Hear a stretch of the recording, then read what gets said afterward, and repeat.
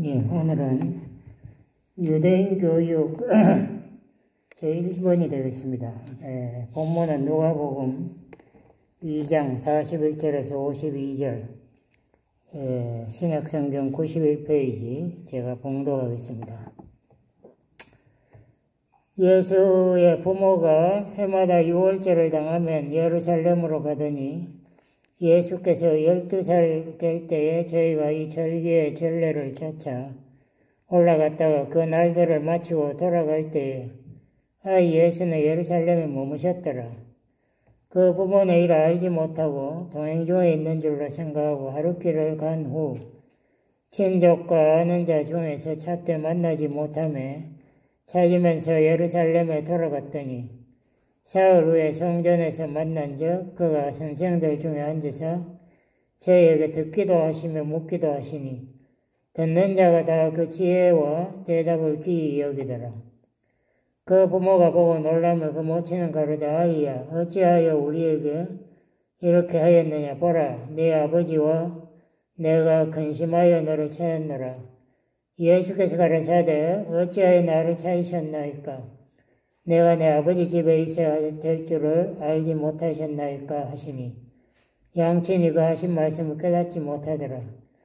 예수께서 한 가지로 내려가서 나사렛에 이르러 순종하여 받으시더라. 그 모친의 모든 말을 마음에 두니라. 예수는 그 지혜와 그 키가 자라가며 하나님과 사람에게 더 사랑스러워 가시더라. 아멘. 유대인의 교육은 이 세계에서 최고입니다. 그거는 우리가 다 아는 사실이죠. 노벨상 이야기를 하는데 노벨상의 30%가 세계 인구의 0.2%인 유대인이 받았다. 놀라운 거지. 우리 한국에서는 아직 한 사람도 못 받았지만 이 유대인이 국가를 잃어버렸지 않습니까? 4,000년을 헤맸는데 그 유대인의 정체성, 그들의 전통, 문화, 신앙 불변이에요. 우리 한국은 지금 미국에 이민 온 지가 이제 40년 됐나? 그런데 벌써 한국의 정체성이 흔들리지 않습니까? 국제결혼 한 사람도 이제는 상당히 많고, 그게 나쁘다는 게 아니라, 한국의 정체성이 사라지고 있다는 거지. 우리가 예수님도 유대인이니까, 그 부모가 어떻게 했나, 여기서 우리가 또 유대인의 교육의 특징을 또 찾아봐야 되겠습니다. 예수님의 부모님은 굉장히 가난한 집안이었죠. 수도 예루살렘에서 가장 멀리 떨어진 북방 국경지대에 나사렛에 살고 그 아버지가 그 당시에 목수하고 지금의 목수가 너무나 다르겠죠. 목수라고 해야 무슨 특별한 기술이 있었는지 모르겠는데 목수로서 그 가정 아이들을 먹여 살린 가난한 집안이었어요. 근데 요셉과 마리아가 우리가 마태복음 보면은 정혼했다는 것이 요새 말로 하면 약혼이에요. 그러니까 아직 동침하지 않고 그냥 결혼 약속한 그런 상태인데 그러니까 소문이 어떻게 빨리 되는지 모르겠지. 어떻게 됐든 간에 그 아내 마리아가 임신했다는 소식을 들은 거예요. 치명적이죠. 근데 요셉이 마태복음 보면 의인이라 가만히 관계를 끊고 했다. 그 소문을 인정해버리고 떠들고 나서면은 마리아는 돌에 맞아 죽어야 되는 그런 운명이지 않습니까? 근데 요셉이 그 여자의 생명도 보호하고 또 앞으로 장래를 위해서 그걸 비밀로 붙이려고 관계만 끊으려고 했다.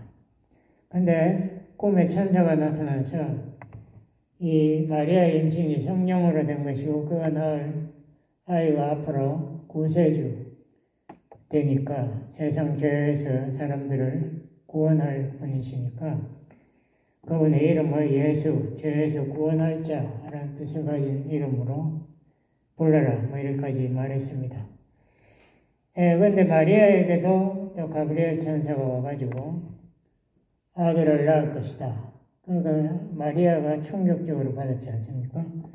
내가 아직 결혼 정신도 안 했는데 어떻게 애를 낳습니까? 그러니까 하나님이 성령으로 아이를 잉태하게 한다. 보통 사람이 믿을 수 있는 말이 아니지 않습니까? 그러한 사실이 역사적으로도 없었고, 성경에도 그런 기록은 없는데, 마리아는 그 아들이 하나님의 아들이라는 말을 듣고, 주의 말씀대로 이루어지이다. 이렇게 가브리엘 천사에게 이렇게 대답을 했습니다. 보통 믿음이 아닌 것 같아요. 자기 운명이 헷갈려지는 이 순간에 자기 천사의 말을 자기가 믿고 순종하겠다는, 아이를 낳겠다는 몸이 쉽지 않은 말이에요. 마리아는 그 천사의 말을 듣고 자기의 친척 엘리사벳을 찾아갔다. 왜냐하면은 엘리사벳도 노년에 임신했다는 그 천사의 말을 들었으니까 가보니까 진짜 엘리사벳이 임신해가지고 그 아기하고 대화도 하고 이렇게 하거든요. 그래서 마리아가 이제 확인하고 자기가 그 유명한 시 이름이 영광이라는 시, 영어로 매그니피카트라는 시인데 그 시를 읽은 것을 보니까 신앙도 성경도 많이 아는 여자 같아요. 가난하다고 해서 공부 시간은 법 없지만 그래도 교육받기가 쉽지 않았을 건데, 그런 믿음의 여인이었다. 순종의 여인이었다. 세례야에 출산하니까 이제 집으로 베들레헴으로 돌아갔는데, 이제 이 사람들이 매해 예루살렘에 간다고 했는데 이때가 6월절에 이제 어떻게 되는지 하여튼 그 말이 있고 12살 때에 예루살렘에 올라갔다. 근데 다른 데 보면 또 하여튼 호적하러 올라갔다는 이야기도 있고 하여튼 이게 좀 헷갈리는데 둘 다 필요했겠죠. 그래서 어떻게 되었든 간에 예루살렘 혹은 베들레헴으로 출생할 때는 호적하러 왔고 이거는 12살 때에는 이제 6월절 절기를 축제를 하기 위해서 가신 거예요. 제가 혼동했는데.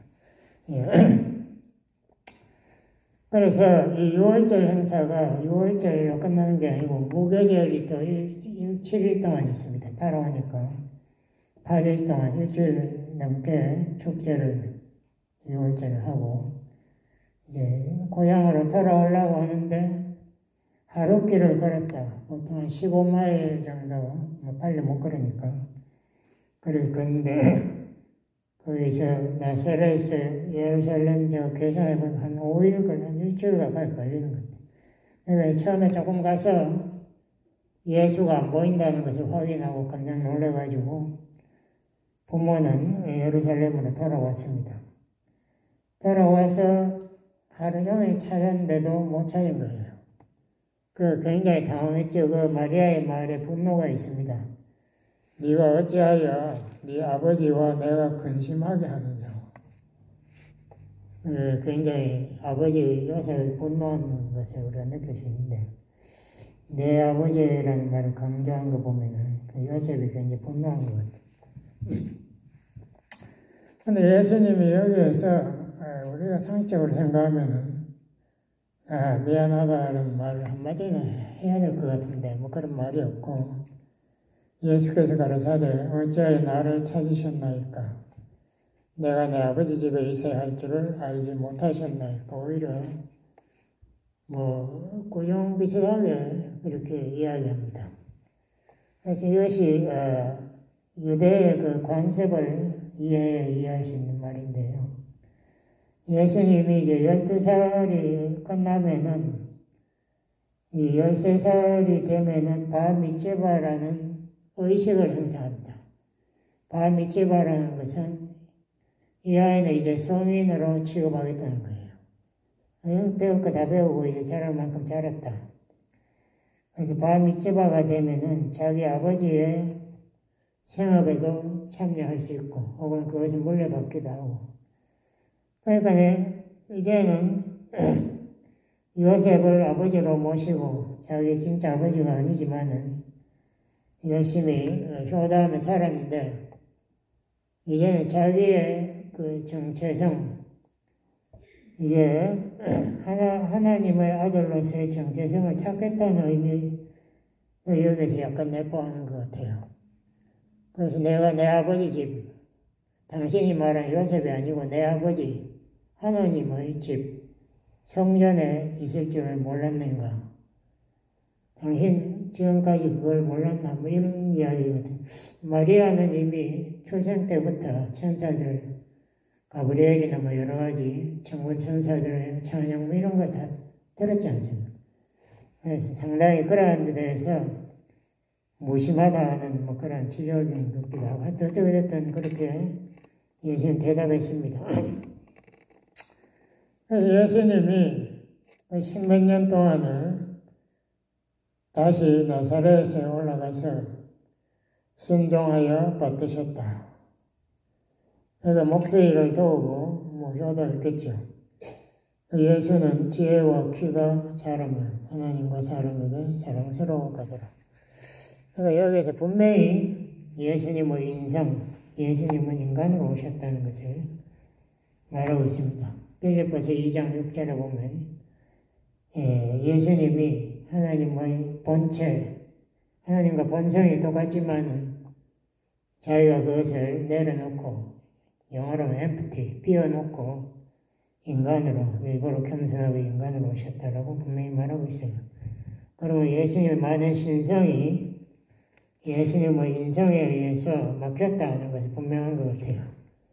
그러므로 예수님이 하나님의 아들이니까 뭐 그까짓 거 당연하다가 아니고 인간적인 많은 아픔과 괴로움과 그런 노력을 기울였다. 그것을 우리가 알 수 있고, 마지막 겟세마네 기도할 때도 내 뜻대로 마옵시고 아버지 뜻대로 하옵시고, 분명히 예수님의 뜻과 하나님 아버지의 뜻이 다르다는 것을 분명히 말하고 있어요.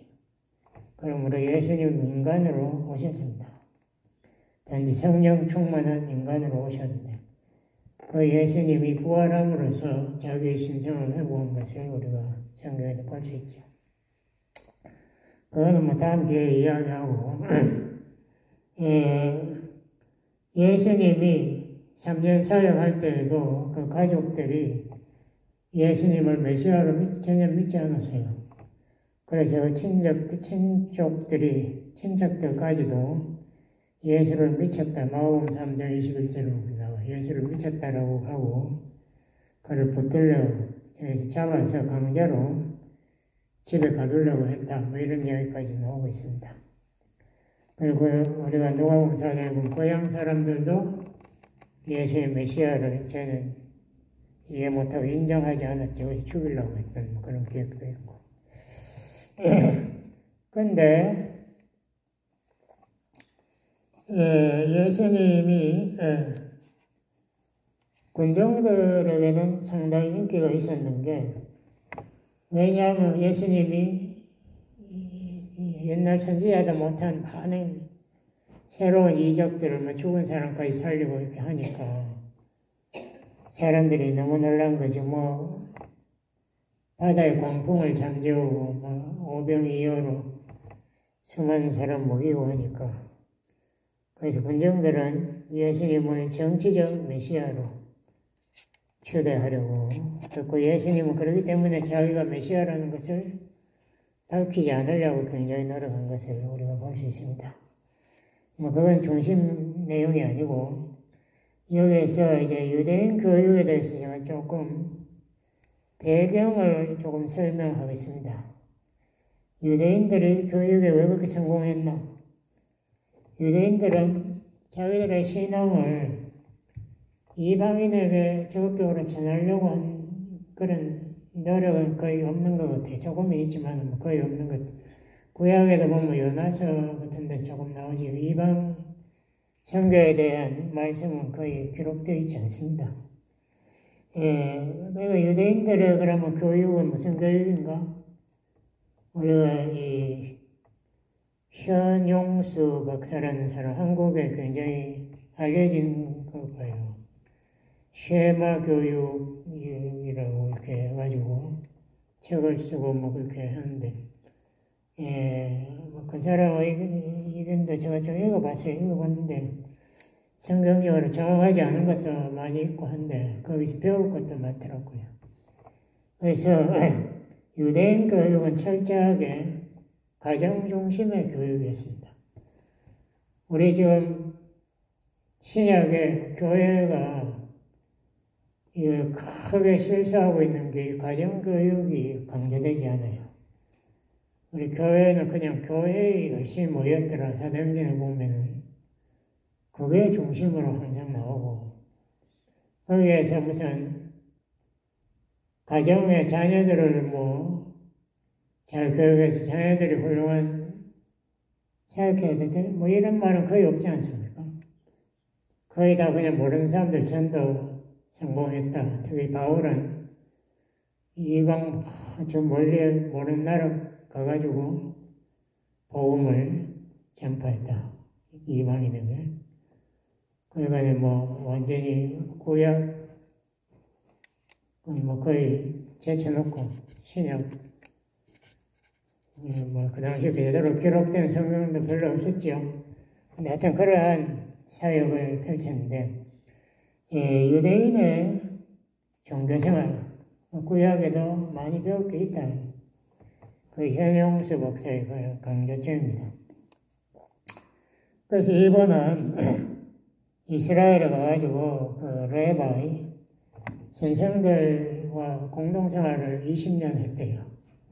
그래서 유대인들이 어떻게 하나 이거를 갖다가 자기가 관찰하고 배우고 해가지고 책을 썼는데 유대인의 그 교육은 4단계로 나눠볼 수 있습니다. 첫 번째가 임신 때. 그러니까 임신을 하면은 그 어머니가 자녀를 그때부터 교육을 시작하는 겁니다. 그러니까 강보라는 그 이야기를 들어서는 그 보자기 거기에다가도 성경 말씀을 많이 거기에다가 짜집게 해가지고 집어넣고 그냥 끊임없이 어머니는 모세 오경을 다 외우니까 어머니도 외워요. 남자가 외우는데 여자도 그거를 아이 놓을 때까지 몇 번이나 끊임없이 아기에게 그거를 암송을 해주는다고 합니다. 그래서 아기가 이 말씀에 귀가 훈련되게 못 알아듣더라도 훈련은 되게 그렇게 임신 때부터 교육을 시작하고 그래 태어나면은 이제 처음에는 못하겠지만 조금 한 살 정도 되면은 아버지가 모세 오경을 가정에서 매일 성경 공부하는 시간이 따로 있대요. 그래가지고 모세 오경을 매일 읽고 설명해주고 그리고 어머니는 기회가 있을 때마다 모세 오경을 자녀들 앞에서 암송을 한대. 그래서 자녀들이 그것을 모세 오경에 귀에 그게 친숙하게 들리게 그래서 끊임없이 그런 교육을 어릴 때 하고 그 다음에 국민학교 때 그러니까 6살부터 12살까지 지금 예수님 12살입니다. 이 아이들에게 모세 오경을 전부 암송을 시킨대요. 그러니까 이게 보통 일이 아니죠. 성경 우리 몇 구절 외우는 것만 해도 힘들어가지고 못하겠다고 포기하려고 덤비는데 모세 오경이라면 그 구절이 얼마나 많겠어요. 최소한도 수천 구절은 넘는 것 같은데 그거를 다 외운대요. 학생들은. 그리고 모세 오경을 외우기만 하는 게 아니라 모세오경을 읽고 아버지는 설명하고 또 아버지와 함께 토론을 한대요. 질문을 한대요. 그죠? 모르는 걸 질문을 해야 이해를 제대로 할 거 아닙니까? 그러니까 우리 한국 교육의 문제점의 첫 번째가 이겁니다. 우리 목사 저도 지금 그렇게 하고 있는데 일방적인 설교 그리고 학교에서도 일방적인 강의 학생들이 질문 안 해요. 제가 중고에 가니까 한국과 더 안 하더라고. 질문하라고 한번 해도 안 해. 아예 질문을 못 하는가 봐. 하여튼 뭐 공산교육이 세뇌교육이니까 무조건 듣고 외워라는 식인지 모르겠어요. 아직 질문을 못 해, 애들이. 그리고 읽고 설명하고 토론하고 외우고 그런 가운데 모세오경이 자기 머릿속에 이해가 되고 자기의 그 어떤 신앙의 기초가 되는 거예요. 그리고 자기 인간의 어떤 정체성, 그 이스라엘의 문화, 유대 문화라는 게 다 모세오경의 기초라고 있으니까 거기에서 이 사람들이 나라를 잃고 돌아다녀도 자기가 유대인이고 이스라엘 하나님의 언약 백성이라는 이 신념이 흔들리지 않는 거예요. 왜냐하면 어릴 때 그게 벌써 마음속 깊이 자리 잡고 앉았으니까 흔들릴 수가 없죠. 그리고 이 사람들이 모세오경을 토라라고 하는데 토라만 공부하는 게 아니고 탈무드도 공부를 합니다. 그래가지고 회당에 가면은 랍비 선생님이 일주일에 한 두세 번씩 탈무드를 가지고 강의를 하고 토론을 하게 돼 있어요. 그리고 집에서도 토라만 하는 게 아니고 탈무드를 매일 또 부모와 질문하고 토론하게 되어 있습니다. 탈무드라는 책이 토라, 이 고야 모세오경에 대한 해석뿐만 아니라 자기네들의 옛날 유명한 랍비들이 자기 생활에서 겪은 많은 그 경험과 지혜가 거기에 다 기록된 그게 1000페이지가 넘어요. 그러니까 그게 아주 두꺼운 책인데 그거를 매일 가지고 토론을 하는데 한국 교육에 아까 제가 이야기하려도 잊어버렸는데 한국 교육의 가장 치명적인 단점이 뭔가 하면은 우리 한국은 무조건 정답만 그냥 외워라 이거예요. 제가 사랑의 교회 옛날에 1년 다녔는데 오정현 목사님이 제자 훈련한다고 해서 어떻게 하나 가보니까 뭐 자기가 교재가 있는데 거기에다가 정답을 자기가 불러줄 테니까 다 받아 적으라 이러더라고. 무슨 너무 제자 훈련이 그런 게 다 있나 처음 봤어요. 한국식 제자 훈련. 그러니까 사람들이 변하지 않죠. 정답이 있다면은 다른 답은 있을 수 없는, 질문이 있을 수가 없는 거예요. 그러니까 정답만 무조건 외우면 된다. 그 교육이 아닙니다. 유대인들의 교육을 보니까 정답이 없고요. 각자 자기의 의견을 이야기, 주장하고 토론하는 거예요. 그러니까 제가 옛날에 미국 UCLA 처음에 3학년으로 편입했는데 처음에 와서 제일 놀라운 게 그거였습니다. 강의실에서 학생들이 선생님의 질문을 하는데 내가 보기에는 너무나 유치한 질문을 제가 저것도 모르는 게 여기 3학년이나 됐나 제가 참 신기하더라고요. 근데 뭐 당당하게 질문하고 선생님의 대답이 잘 이해가 안 되면 또 거기에 따라서 질문을 하고 뭐 조금도 뭐 거기에 대해서 자기가 부끄러운 것도 없고 그 선생님은 또 열심히 그 질문에 대해서 설명해주고 그 학생이 알아들었는지 또 확인하고 뭐 이러더라고요. 이 서양교육과 한국교육, 동양교육의 차이거든. 우리 한국에서는 무조건 정답 불러주면 외워하면 되는 정답을 외워가지고 시험에 적어내면 되는 거예요. 그러니까 그 애가 그걸 이해를 했는지, 그걸 통해서 자기 삶에 뭐 적용을 했는지, 그런 건 하나도 중요 안 한 거예요. 얼마나 그걸 외웠나, 얼마나 아나. 그러니까 안다는 것도 제가 여러 번 이야기했죠. 헬라어로 기노스키, 히브리 말로 야다라고 그러는데, 그 사람들의 안다는 것은 외우는 것을 안다고 하지 않아요.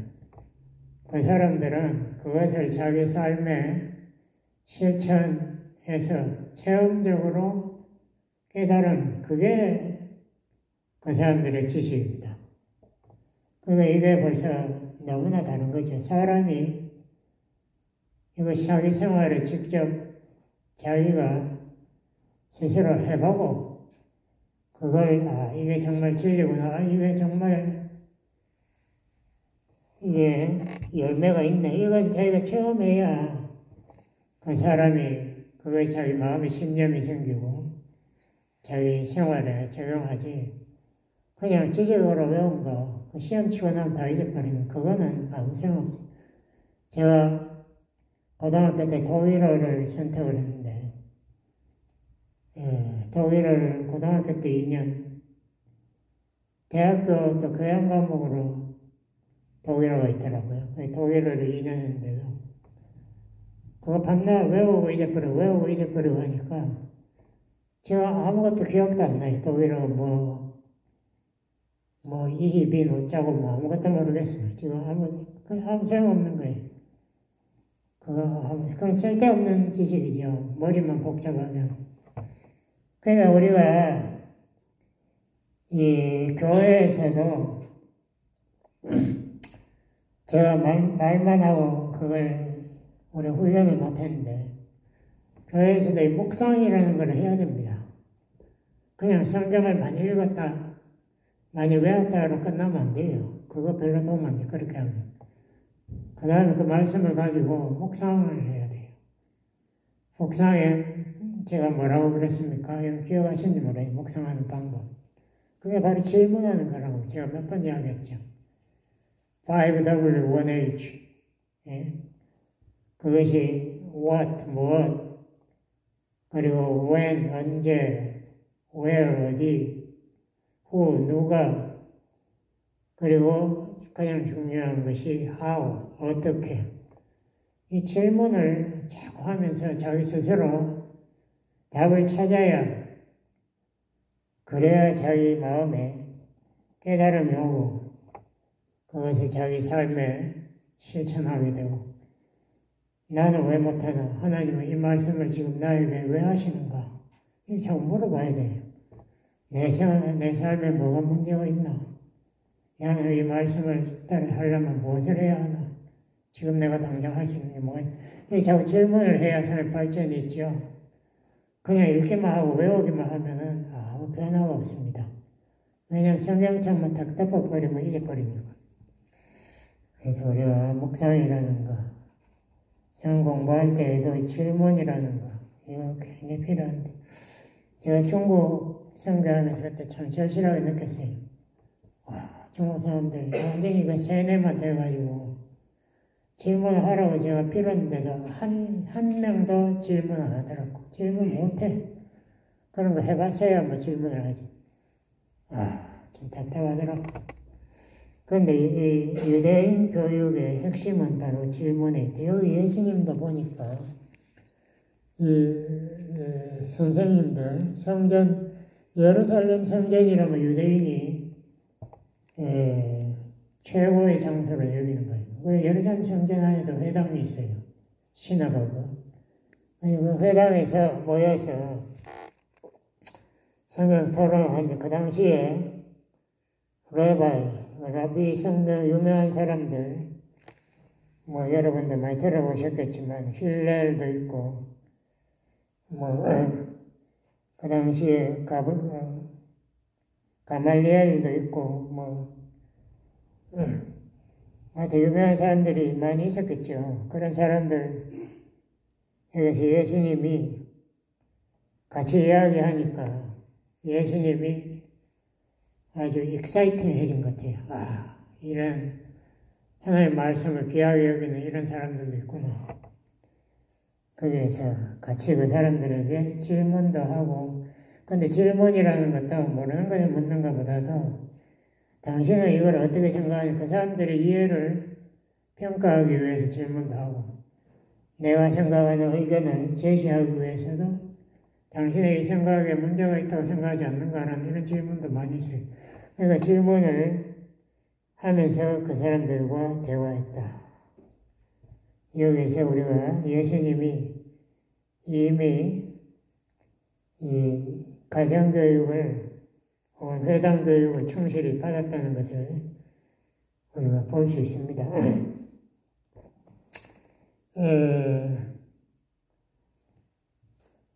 그리고 어릴 때는 뭐 그렇게 교육을 받고, 그 다음에 이제 국민학교에 들어가는 나이가 되지 않습니까? 6살부터 12살까지. 이때는 아까 제가 말씀드린 모세오경을 누구나 다 전부 암송하게 되어 있고, 또 모세오경과 탈무드를 가지고 매일 부모와 질문하고 토론하는 시간을 가지게 되어 있고, 또 회당에서 일주일에 2-3번, 2-3번 탈무드를 가지고 또 배우고 토론하게 되어 있다. 그래서 이제 13살이 되면은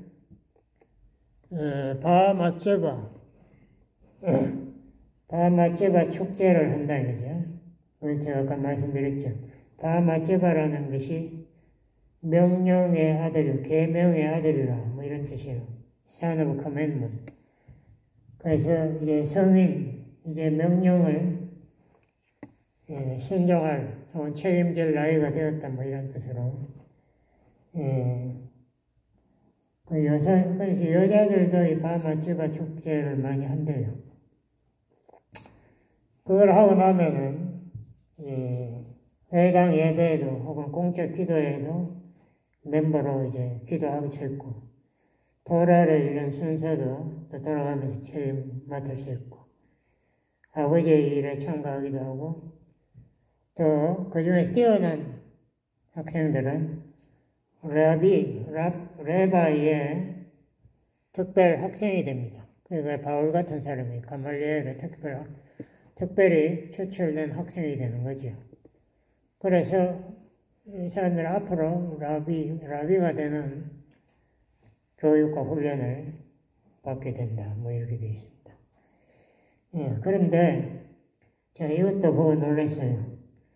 이 국민학교에서 중고등학교 때까지 오전에는 계속해서 이 성경 중심의 교육을 한대요. 그러니까 우리 같으면 오전이 오후가 관계없이 전부 뭐 학문, 국어, 영어, 수학, 뭐 과학 이런 거 공부할 거 아니에요. 근데 유대인들은 오전에는 성경과 탈무드 중심으로 공부하고 오후에 일반 학과를 공부한다. 뭐 이렇게 돼 있어요. 고등학교 때까지. 그런데도 그런 애들이 놀라운 게 다 와서 뭐 하버드 같은 데 합격을 잘하거든요. 그 비결이 뭔지 정말 우리가 그렇게 지도를 안 해봤으니까, 우리가 한국 가정에서 누가 오전 내 성경만 가르치는 그런 가정이 어디 있어요? 뭐 하고 싶어도 할 수가 없죠. 학교에서는 그렇게 안 하니까. 근데 뭐 하여튼 요새 미국 사람들은 이 집에서 공부를 부모가 가르치는 그런 경우도 뭐 한 거의 20%가 되는 상당히 많은 숫자가 이제 학교에서 도덕도 안 가르치고, 뭐 종교는 물론 안 가르치고, 이 많은 경우에 성경과 배치되는 뭐 진화론 같은 이런 거 다 가르치고, 뭐 성교육도 음란 교육 비슷하게 가르치고, 동성연애 뭐 이런 것도 자연스러운 거라고 막 가르치고 이렇게 하니까 싫어가지고 가정에서 가르치는 자녀들도 이제 점점 많아지는 거. 근데 하여튼 유대인의 이 종교교육, 이 가정교육이 굉장히 특별하다는 것을 우리가 생각해 봐야 됩니다. 가정에서 매일 성경 공부 이거 해야 되지 않나. 제가 이제 제 딸을 데리고 가정에서 그냥 가끔 시간 날 때 이렇게 하던 그런 거를 이제 그런 것보다도 정기적으로 시간을 내서 말씀을 가르치고 토론하고 이런 시간을 가지려고 제가 미미하고도 하자고 생각했는데 하여튼 이것이 쉐마 교육이라고 쉐마 교육의 중심고지는 신명기 6장 제가 읽고 마치겠습니다. 신명기 6장 4절에서 9절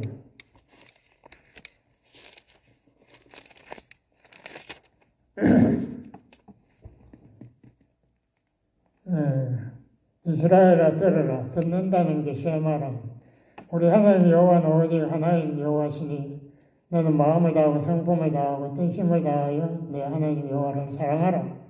오늘날 내가 네게 명한 이 말씀을 너는 마음에 새기고 내 마음에 우선 새기고 내 자녀에게 부지런히 가르치며 집에 앉았을 때든지 길에 행할 때든지 누웠을 때든지 일어날 때든지 이 말씀을 강론할 것이며 너는 또 그것을 내 손목에 메어 기호를 삼며 미간에 붙여 표를 삼고 내 집 문설주와 바깥 문에 기록할지니라.